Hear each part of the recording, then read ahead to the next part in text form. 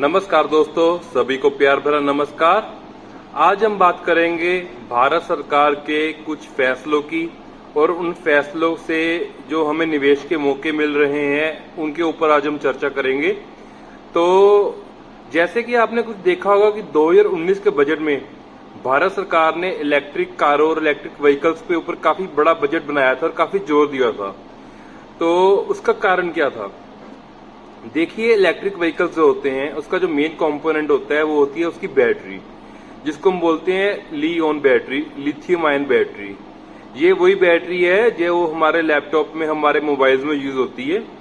और ये जो बैटरी बनाने की टेक्निक है ये अभी तक हमारी हिंदुस्तान में कंपनीज के पास किसी के पास नहीं थी। इसी कारण हम ये बैटरीज चाइना से, कोरिया से इंपोर्ट करते थे। तो इलेक्ट्रिक व्हीकल्स का जो मेन कंपोनेंट है बैटरी, क्योंकि जो इलेक्ट्रिक व्हीकल है वो बैटरी के ऊपर ही चलता है। तो भारत सरकार ने क्या किया कि ये बैटरी हिंदुस्तान में बनाने की कोशिश के ऊपर उन्होंने योजना बनाई। तो ये जो लियोन बैटरी है ये क्या हिंदुस्तान में नहीं बनती थी? ये बन सकती है। जो हमारी इसरो है, स्पेस रिसर्च ऑर्गेनाइजेशन, ये दशकों से ये बैटरी हिंदुस्तान में बना रही है और अपने सैटेलाइट्स में और अपने लॉन्च पैड व्हीकल्स में इसका यूज भी कर रही है। तो भारत सरकार ने इसरो को कहा कि ये टेक्नोलॉजी आप प्राइवेट कंपनीज को दीजिए। तो भारत सरकार के अनुग्रह करने पर इसरो ने एप्लीकेशन निकाली कि जिस कंपनी को ये टेक्नोलॉजी चाहिए वो अप्लाई करे। 141 कंपनी ने अप्लाई किया। उसके बाद इसरो ने छांट कर 10 कंपनी शॉर्टलिस्ट की हैं। उस 10 कंपनियों को इसरो ली-ऑन बैटरी बनाने की टेक्निक देगी। उसके लिए इसरो उनसे 1 करोड़ रुपए चार्ज करेगी। अब लोग बोलेंगे कि 1 करोड़ में ही टेक्निक बेच दी। तो देखिए, इसमें भी सरकार का फायदा है। 1 करोड़ में जो टेक्निक बेची है, इसरो सरकारी कंपनी है तो उसको 1 करोड़ रुपए मिल गया। उसके बाद जो कंपनियों ने टेक्निक खरीदी है वो अब उसके प्लांट लगाएगी और उनके ऊपर जो टैक्स पड़ेगा, हजारों लाखों करोड़ टैक्स इकट्ठा होगा, वो भी सरकार को आएगा। नए नए रोजगार के अवसर मिलेंगे। तो ये सारी चीजें अच्छी बातें हैं देश के लिए भी। जो 10 कंपनियां इसरो ने सिलेक्ट की हैं वो हैं Amara Raja, Tata chemicals, GOCL, Bharat electronics limited. ऐसी 10 कंपनी सिलेक्ट की हैं और 10 कंपनियों की लिस्ट मैं आपको नीचे डिस्क्रिप्शन बॉक्स में दे भी दूंगा। तो ये कंपनियां जब लियोन बैटरी बनाएंगी तो आने वाले समय में इलेक्ट्रिक व्हीकल्स की डिमांड बढ़ने वाली है। जैसे कि आप देख सकते हो, टाटा की अभी नेक्सॉन इलेक्ट्रिक काफी आ रही है। उसके बाद हैरियर भी वो इलेक्ट्रिक में निकाल रहे हैं और बाकी गाड़ियां एमजी हेक्टर भी आ रही है। तो इसका फायदा हमारी हिंदुस्तानी कंपनी को होगा। अगर बैटरी यहाँ पे बनने लग जाएगी तो उसकी कॉस्ट काफी कम हो जाएगी, क्योंकि हमें इंपोर्ट नहीं करना पड़ेगा। और देश के लिए अच्छी बात ये होगी कि इंपोर्ट हमारा कम हो जाएगा, हमारा पैसा बचेगा और पेट्रोल के ऊपर हमारी डिपेंडेंसी भी कम हो जाएगी, क्योंकि इलेक्ट्रिक व्हीकल्स बढ़ने शुरू हो जाएंगे। और अब तो कुछ स्टेट गवर्नमेंट्स भी इसके ऊपर काफी इंसेंटिव दे रही हैं कि जैसे कि आपकी आरसी इसमें फ्री है, कई स्टेट गवर्नमेंट्स पे इंश्योरेंस पे भी सब्सिडी दे रही है। तो जो ये 10 कंपनी बैटरीज की है, आप उसके ऊपर निगाह बना के रखें।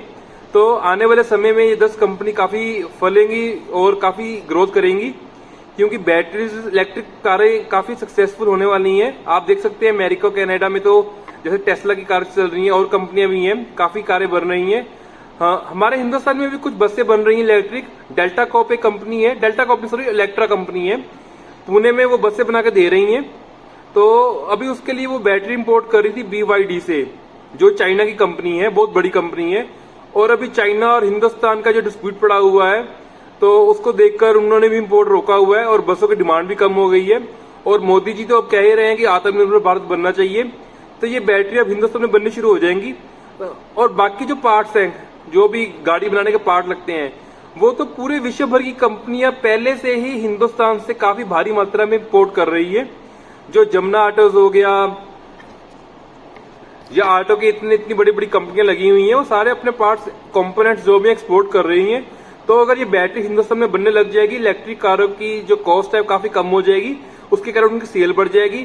हमें भी फायदा होगा, इलेक्ट्रिक कारों से हमें सस्ती कार मिलेगी और उसका ईंधन का खर्चा बिल्कुल शून्य हो जाएगा। तो ये तो थी इसरो की 10 कंपनियों की बात। तो आप इनके ऊपर निगाह बना के रखें, क्योंकि आने वाले समय में ये काफी ग्रोथ करेंगी।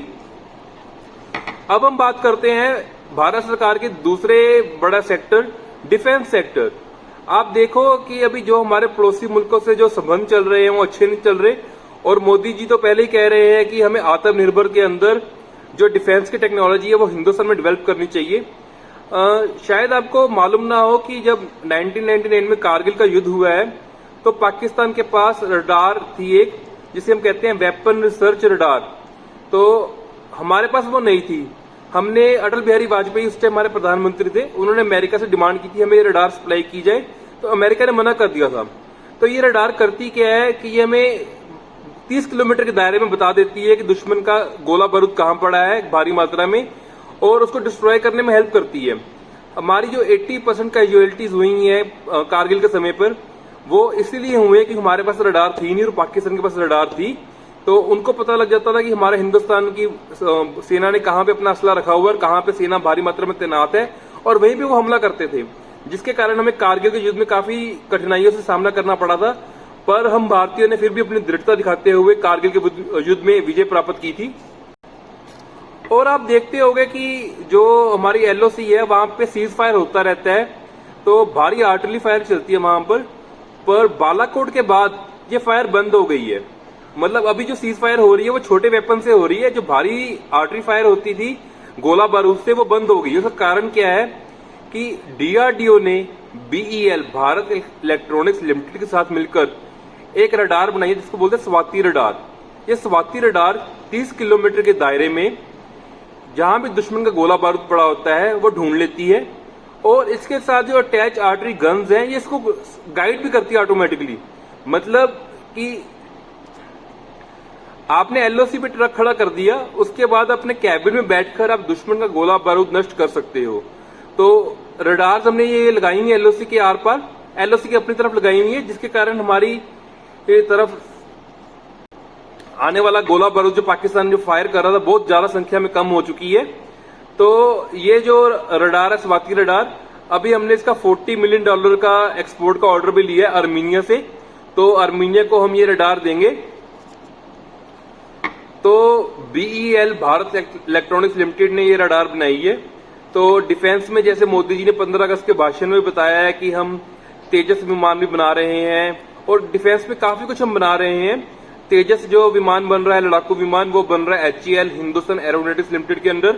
तो ये सारी कंपनियां बहुत ग्रोथ कर रही हैं, तो आप डिफेंस सेक्टर के ऊपर भी अपनी निगाह बना के रखें, क्योंकि आने वाले समय में डिफेंस सेक्टर भी काफी मजबूती से काफी ज्यादा ग्रोथ करेगा। और अगर आप इसमें निवेश करना चाहते हो तो अच्छा रहेगा, क्योंकि ये काफी अच्छी ग्रोथ हमें दे सकता है।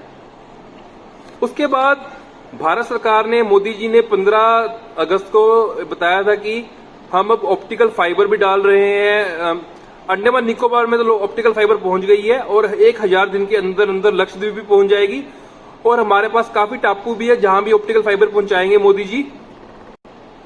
उसके अलावा जितनी हमारी एलओसी है एलएसी है उसके पास जो भी गांव में सड़कें हैं उनको 4 लेन हाईवे के द्वारा जोड़ा जाएगा, ताकि कम समय में मिलिट्री वहां पर पहुंच सके।